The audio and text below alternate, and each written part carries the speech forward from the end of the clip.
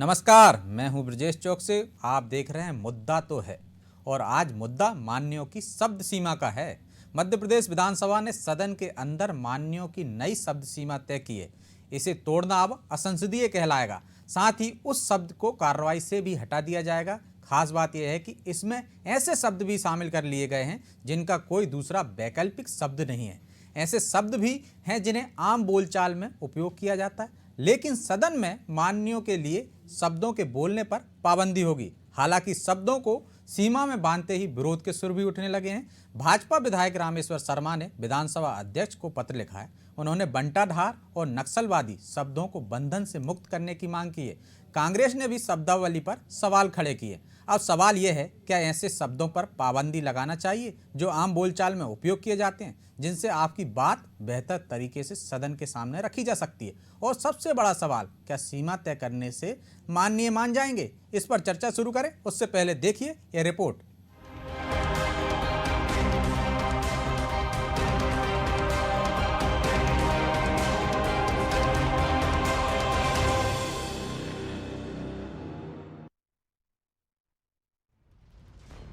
मध्य प्रदेश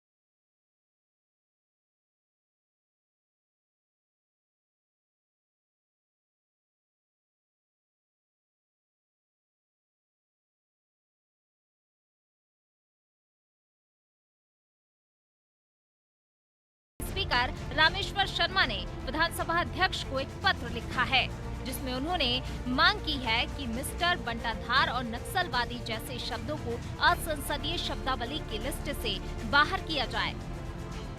मध्य प्रदेश के विधानसभा अध्यक्ष महोदय को कुछ जो असंसदीय शब्द वाली जो एक पुस्तक का विमोचन हुआ है, उसमें से कुछ शब्दों को चिन्हित करके कहा है।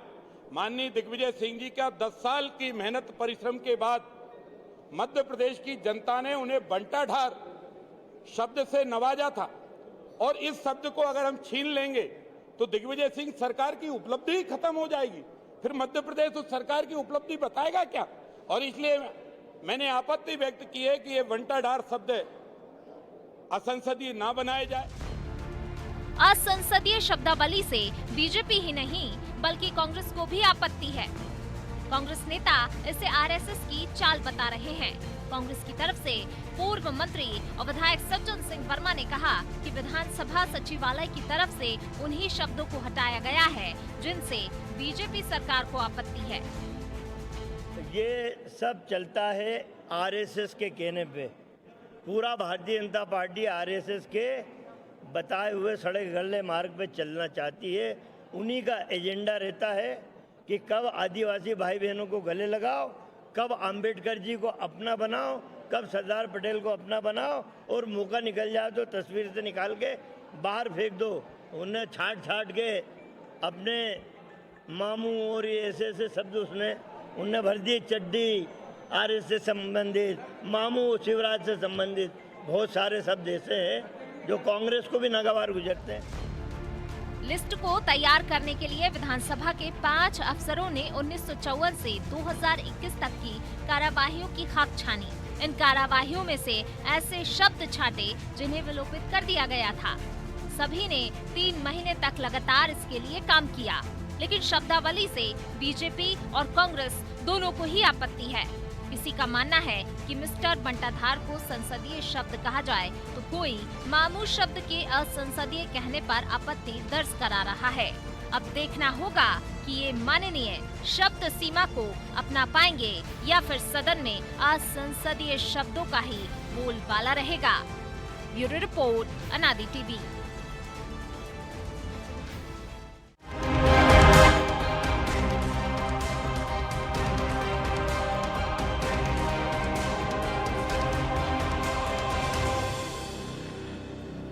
कौन से शब्द संसदीय होंगे और कौन से असंसदीय, ये तो तय कर दिया है विधानसभा अध्यक्ष ने और उनकी पुस्तक ने। लेकिन फिर भी दोनों ही दलों को कुछ शब्दों पे आपत्ति है। भाजपा को आपत्ति है बंटाढार पर और नक्सलवादी शब्द पर, तो कांग्रेस को आपत्ति है आपके ढोंगी, बिकाऊ, पाखंडी शब्द पर, और उनका कहना है कि इनको भी बहाल किए जाएं। तो इसी पे चर्चा के लिए हमारे साथ जुड़ गए हैं कांग्रेस के विधायक पीसी शर्मा और भाजपा से पूर्व मंत्री दीपक जोशी। बहुत बहुत स्वागत है आप दोनों मेहमानों का। नमस्कार जी नमस्कार। दीपक जी, सबसे पहले आपसे, क्या मिस्टर बंटाढार और नक्सलवादी शब्द को बहाल किया जाना चाहिए? आपकी पार्टी से रामेश्वर शर्मा ने मांग की है। नहीं, देखिए मेरा तो ये कहना है, आज कल मैंने माननीय मुख्यमंत्री जी और माननीय नेता प्रतिपक्ष ने जब इस पुस्तक का विमोचन हुआ था, दोनों ने एक बात कही थी जी। मध्य प्रदेश में से तो हिंदी प्रदेश ही है, हमारे यहाँ हिंदी बहुत अच्छी बोली और प्रचलन में है।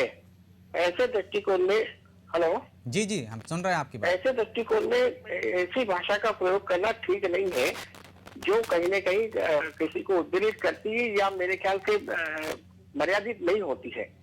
लेकिन मैं देख रहा हूँ कि पिछले कुछ सालों से अमर्यादित भाषा का प्रयोग ज्यादा किया जा रहा है। इसलिए शायद माननीय अध्यक्ष जी ने व्यवस्था बनाई है कि ऐसे शब्दों को जो लगातार कहीं न कहीं अमर्यादित है या उद्दीरित करने वाले हैं, इन शब्दों को इस परंपरा से बाहर किया जाए। जहाँ तक रामेश्वर शर्मा जी का सवाल है, रामेश्वर शर्मा जी ने किस परिप्रेक्ष्य में कहा मुझे तो नहीं पता, लेकिन लगता है कि ऐसे शब्दों को बाहर करना चाहिए जो कहीं न कहीं अमर्यादित है और उद्दीरित करने वाले हैं। क्योंकि हमारी लोकतंत्र की सबसे बड़ी मंदिर मध्य प्रदेश का, हम हिंदी प्रदेश में रहने वाले लोग हैं, तो ऐसे मर्यादित शब्दों का प्रयोग किया जा सकता है जो कहीं न कहीं उस बात को प्रकट भी कर दे और उद्दीरित भी नहीं करे। तो आपको लगता है कि माननीय जो सदस्य हैं वो एक सीमा बांधने से, इन शब्दों को जिनको विलोपित कर दिया जाता है, उनके एक सीमा रेखा तय करने से वो मान जाएंगे, इन शब्दों का उपयोग नहीं करेंगे और मिस्टर बंटाढार का उपयोग नहीं करेगी अब भाजपा, ना बाहर ना सदन के अंदर? मेरा तो व्यक्तिगत राय ये है कि इसमें फाइन भी लगना चाहिए जी, क्योंकि हम देश के प्रदेश की सबसे बड़ी पंचायत के सदस्य और सदस्य के नाते अगर हम अमर्यादित व्यवहारिक भाषा का प्रयोग करते हैं तो ठीक नहीं है। अध्यक्ष जी अगर इसे बाहर कर देते हैं, उसके बाद मैंने देखा कि बहुत सी बार सदस्य अड़ जाते हैं कि नहीं, आप इसको, इस बात को हमने जो कहा वो कहीं न कहीं तथ्य परक है। तो ऐसे दृष्टिकोण में मुझे लगता है कि इसमें कहीं न कहीं अगर जैसे फुटबॉल या हॉकी में होता कि नहीं, एक बार फाउल करने के बाद ग्रीन कार्ड बताया था, दूसरी बार ये कार्ड बताया जाता, तो ऐसा कुछ न कुछ व्यवस्था और बढ़ाना चाहिए ताकि ये अमर्यादित भाषा का प्रयोग हमेशा के लिए समाप्त हो जाए। शर्मा जी, सदन के अंदर भले ही मर्यादित हो जाए भाषा में, लेकिन हम देखते हैं सदन के बाहर आकर वही शब्द बोले जाते हैं, तो ये कैसी मर्यादा? सदन में अंदर वो शब्द गलत हैं और बाहर उनको खुलकर बोल रहे हैं नेता, तो मर्यादा तो बाहर और अंदर एक जैसी होनी चाहिए ना। मैंने कहा ना कि जैसी विधानसभा के अंदर तो व्यवस्था होना चाहिए कि अगर सिर्फ बाहर करने से नहीं होगा जी, इसमें कहीं न कहीं सदस्य की टिप्पणी पर अध्यक्ष को व्यवस्था देना चाहिए कि आपने पहली बार ये शब्द का बोला, इसलिए हम इसको आज आपको बाहर करके छोड़ रहे हैं। लेकिन दूसरी तीसरी बार में अगर होता है तो उनमें किसी प्रकार का फाइन लगना चाहिए। मैं तो ये कह रहा हूँ जी जी। फाइन लगना चाहिए ताकि व्यवस्था। पीसी शर्मा जी भी हमारे साथ जुड़े हैं। क्या शर्मा जी, फाइन की व्यवस्था होनी चाहिए सदन में? और जो शब्द अंदर आप बोल रहे हो, हम देखते हैं कि सदन में सदन के संचालन करने वाले चाहे सभापति हों चाहे अध्यक्ष हों, वो विलोपित कर देते हैं और माननीय सदस्य बाहर आके मीडिया के सामने वही शब्द बोलते हैं, तो ये कैसी मर्यादा? पीसी शर्मा जी। ये मैं सहमत हूँ जी भाई दीपक जोशी जी की बात से। केवल इतना ही नहीं बल्कि उसमें कोई न कोई उसमें उसको फाइन होना चाहिए, कोई न कोई सजा इस तरह की मिले कि वो दिन भर इस तरह का सदस्य जिसको विधानसभा अध्यक्ष जी ने जी कह दिया कि अमर्यादित शब्द हैं, इसका इस्तेमाल करे, तो दिन भर के लिए उसको कार्रवाई में भागने से रोका जाना चाहिए। ये मैं समझता हूँ कि ठीक कहा है नहीं, क्योंकि अब जहाँ तक रामेश्वर शर्मा जी का सवाल है, जब विधानसभा अध्यक्ष, मुख्यमंत्री और नेता प्रतिपक्ष तो सभी ने इस पर सहमति देकर एक किताब कर दी, तो ये केवल समाचार पत्रों में बने रहना चाहिए। पोर्टल इसमें पता नहीं कैसे बन गए और अब ये केवल ये सब काम इसलिए कर रहे हैं कि ये मंत्रिमंडल में आना चाहते हैं जिनको जगह नहीं। और दूसरा शर्मा इनका जी, ये आपकी है पार्टी ने भी तो कि मांग की है कुछ शब्दों। अभी ना बाढ़ आई तो इनने कहते हैं कि वो कांग्रेस की वजह से आई।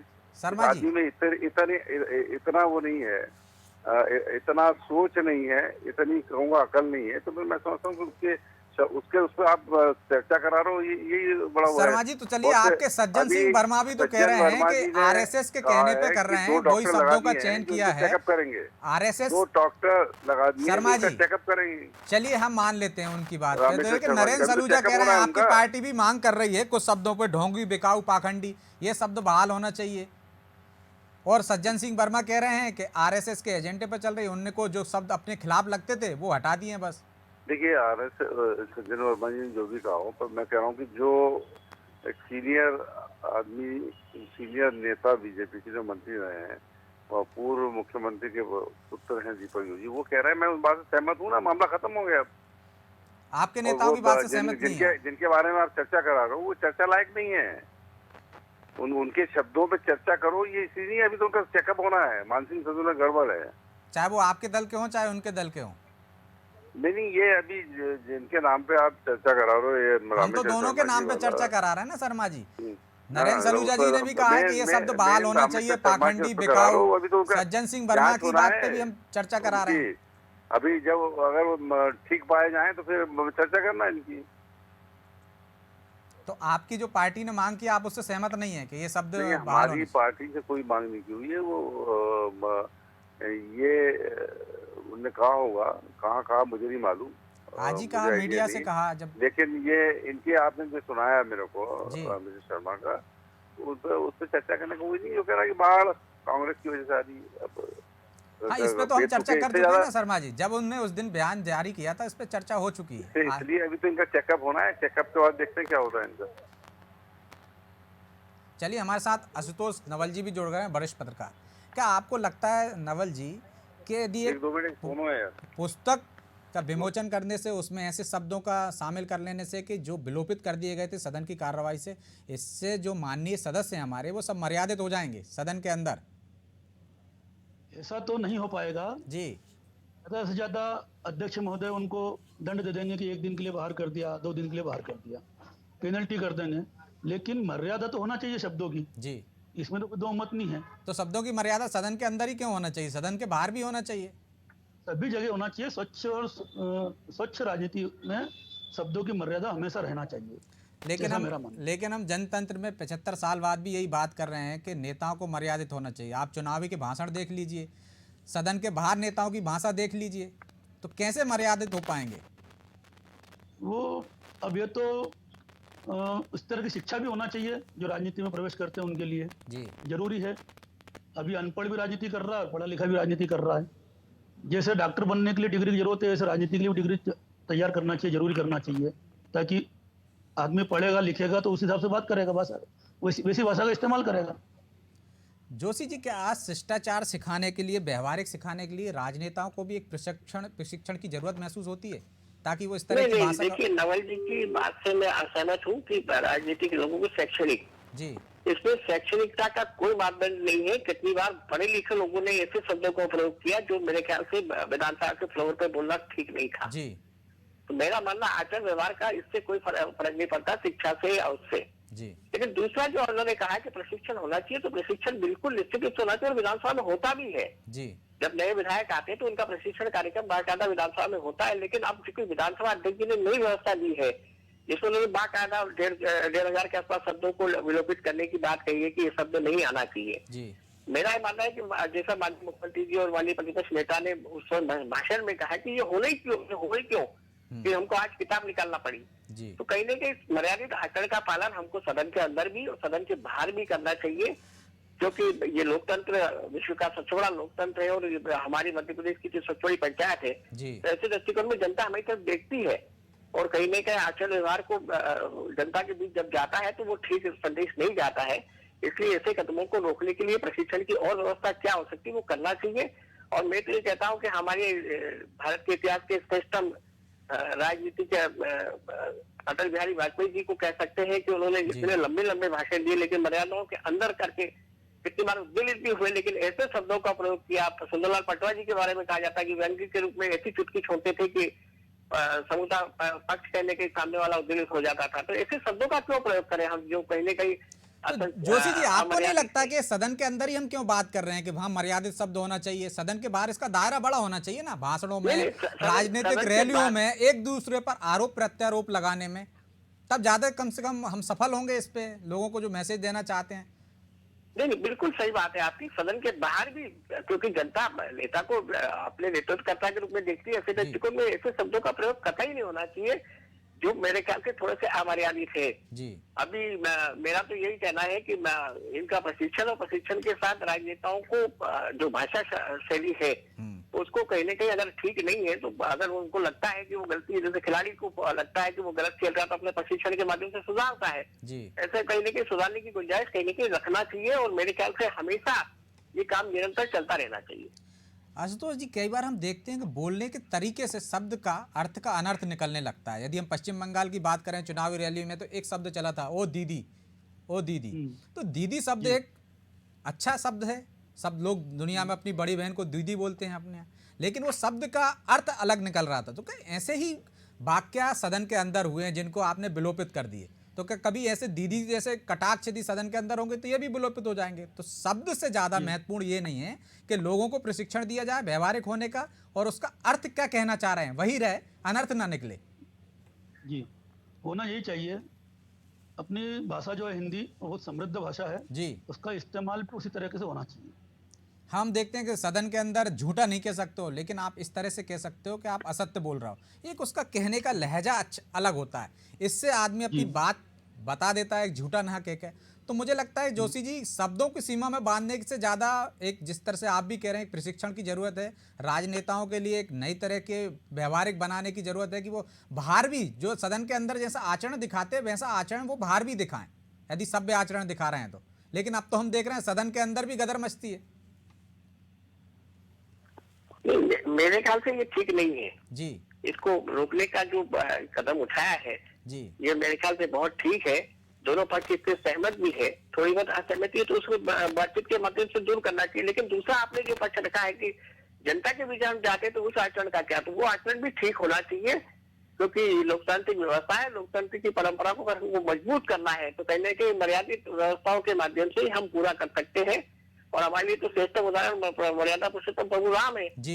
ऐसे दृष्टिकोण में वो वनवासी के रूप में गए और उन्होंने रावण जैसे योद्धा को हराया जी। तो राजनीति में भी हम अपनी मर्यादाओं में लेकर कैसे अपनी बात को जनता तक पहुंचा सकते हैं, ये प्रयास निरंतर होना चाहिए। तो कैसे लाई जाए ये मर्यादा? ये तो लगातार खंडित होती जा रही है। दोनों एक बात, जैसे विधानसभा अध्यक्ष ने पहल की, ऐसी राजनीति में या तो प्रेस पहल करे, जनता तो अपने आप पहल करती है। मुझे तो लगता है चुनाव में कितनी बार ऐसे लोगों को नकार दिया जाता है जो कहीं न कहीं अमर्यादित शब्दों का प्रयोग करते, लेकिन दूसरी तरीके से अगर वो चुनाव जीते तो उनको राजनीतिक दल को रोकना चाहिए। पहले तो राजनीतिक दलों को एक अपनी मर्यादा आचरण की कोई चीज निकालना चाहिए, जिसमें उस सदस्य को जिसने उस प्रकार की भाषा का प्रयोग किया उसको रोकना चाहिए, टोकना चाहिए। और अगर नहीं है तो उसमें भी, जैसे मैंने कहा कि खिलाड़ी को कार्ड दिखाया जाता है, ग्रीन कार्ड, येलो कार्ड, तो ऐसी कोई ना व्यवस्था राजनीति में राजनीतिक दलों को करना चाहिए। और नहीं तो फिर चौथा स्तंभ के रूप में आप स्वयं मौजूद है, ऐसे लोगों को एक्सपोज करने की जिम्मेदारी भी आपके ऊपर है। नवल जी, चौथा स्तंभ की जिम्मेदारी तो है, लेकिन हम देख रहे हैं कि पार्टी के अध्यक्ष जो शीर्ष नेता हैं उनकी भी जिम्मेदारी, जिस तरह से जोशी जी बता रहे हैं कि होना चाहिए, उनको टोकना चाहिए कि येलो कार्ड दिखाओ, आप रेड कार्ड दिखाओ। लेकिन हम देख रहे हैं कि जब शीर्ष नेतृत्व में ही ऐसे शब्दों का उपयोग किया जाता है तो उनको कौन टोकेगा? उनका तो अनुसरण दूसरे लोग करते हैं। तो यही कारण नहीं लगता आपको कि बाढ़ सी आ गई है ऐसे शब्दों की राजनीति में? नहीं होना ये चाहिए। माननीय पूर्व मंत्री जी ने, जोशी जी ने बोला है जी कि प्रशिक्षण दिया जाता है विधायकों को। मेरा कहना, पार्टियों को अपने तय प्रशिक्षण देना चाहिए अपने सभी कार्यकर्ताओं पदाधिकारियों को जी कि भैया शब्दों की मर्यादा रखें, और वहीं से शुरुआत होगी तो आगे अच्छी चलेगी। लेकिन पार्टियों में हम देखते हैं, भाजपा में तो इस तरह के प्रशिक्षण होते रहते हैं, लेकिन इस प्रशिक्षण के बाद भी यदि वरिष्ठ नेताओं की हम गिनती करें तो ऐसे उंगलियों पे गिनने वाले नहीं हैं, ऐसे दर्जनों आ जाएंगे, सैकड़ों आ जाएंगे, जो बार बार ऐसे भाषण बोलते हैं, बार बार ऐसे बयान देते हैं, जो सुर्खियां तो बनते ही हैं लेकिन वो अमर्यादित भी होते हैं, बिगड़े बोल भी होते हैं। पर राजनीतिक दलों को उन पर कार्रवाई करना चाहिए ना, वो कार्रवाई नहीं होती, इसलिए बढ़ रहे हैं ऐसे मामले। तो कार्रवाई होती नहीं है ना, वही तो बात अलग करने की बात है, लेकिन कार्रवाई तो कोई नहीं करते। सदन के अंदर भी यदि हम विलोपित कर देते हैं, एक बार वही शब्द बार बार दोहराया जाता है, तब भी कोई कार्रवाई नहीं होती। तो जिस तरह जोशी जी ने कहा है कि एक जुर्माने का भी प्रावधान होना चाहिए, तो आपको लगता है और सख्त और पावर देने की आवश्यकता है आपको आसंदी को? मेरा ये मानना है कि मतलब दंड देने से कुछ नहीं होता है जी। आप 2 दिन के लिए निकाल दोगे, 10,000 दंड दे दोगे, उससे कोई फर्क नहीं पड़ेगा। जब तक आदमी अपना आचरण नहीं सुधारेगा तब तक कोई सुधार नहीं हो सकता है। इसलिए प्रशिक्षण जरूरी है, भले वो राजनीतिक दल का हो, विधानसभा का हो, जैसे भी हो, इसको तय करना चाहिए। क्या जोशी जी आपको लगता है कि आप तो लंबे समय सदन के सदस्य रहे हैं कि आसंदी के पास पर्याप्त अधिकार हैं, वो चाहें तो लोगों को मर्यादा में ला सकते हैं, या उनको और भी ज़्यादा सख्त करने की या और भी ज़्यादा अधिकार देने की जरूरत महसूस होती है आसंदी को?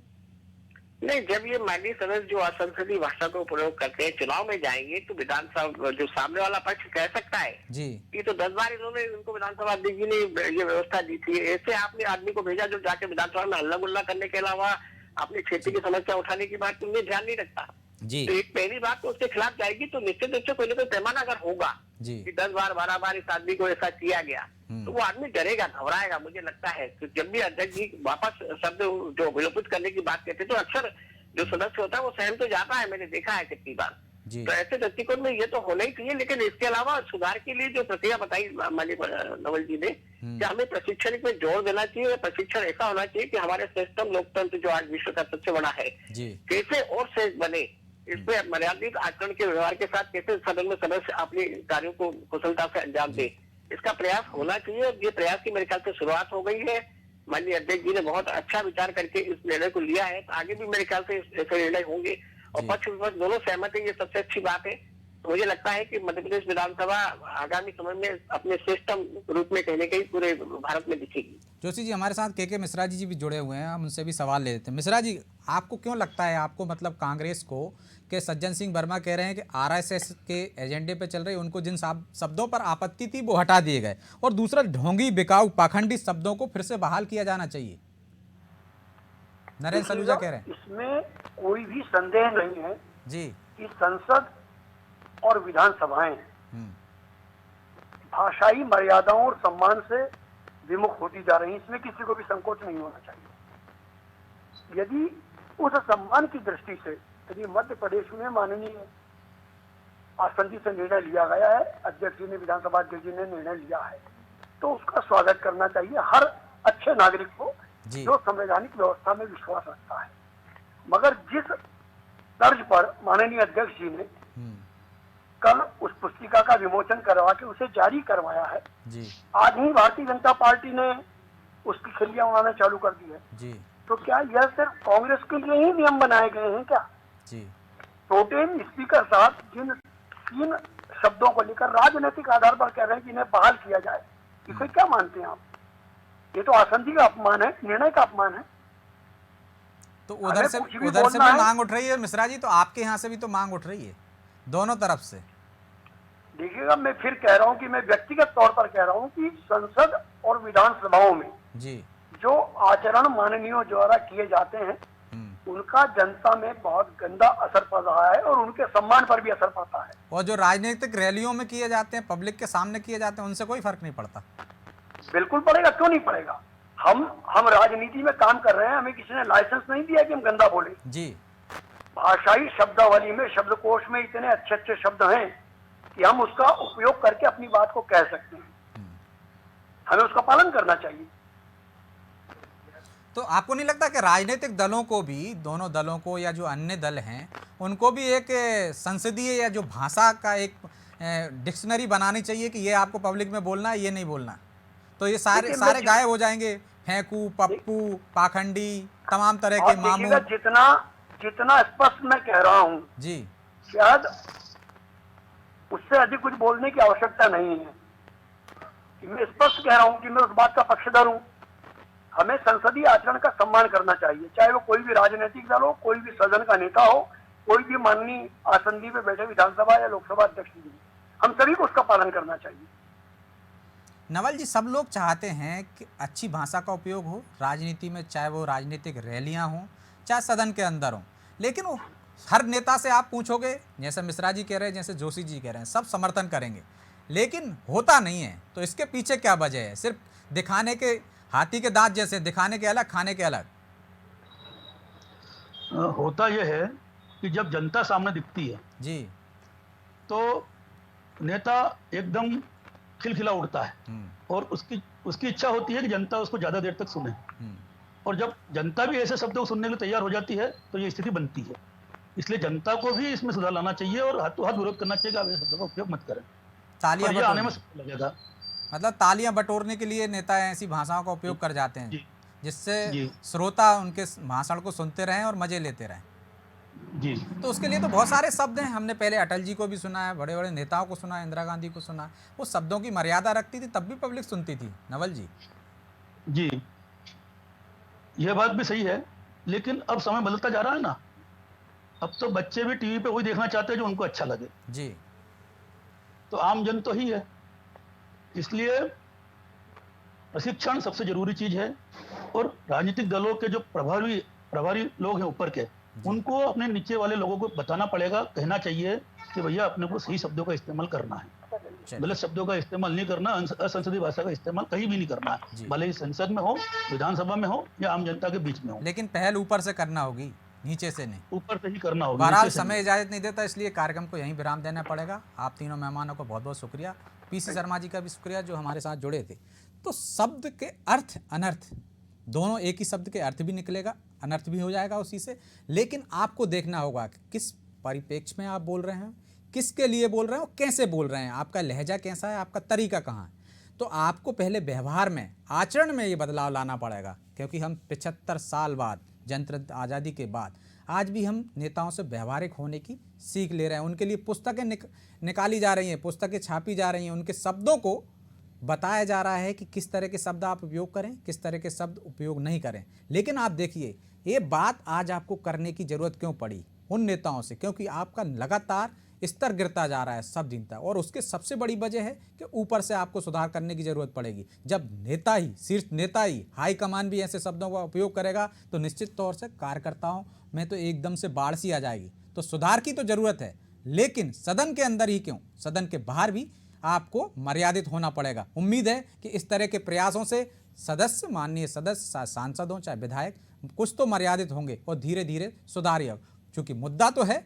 आज इसमें इतना ही, मुझे दीजिए इजाज़त और आप देखते रहिए अनादि टीवी। नमस्कार।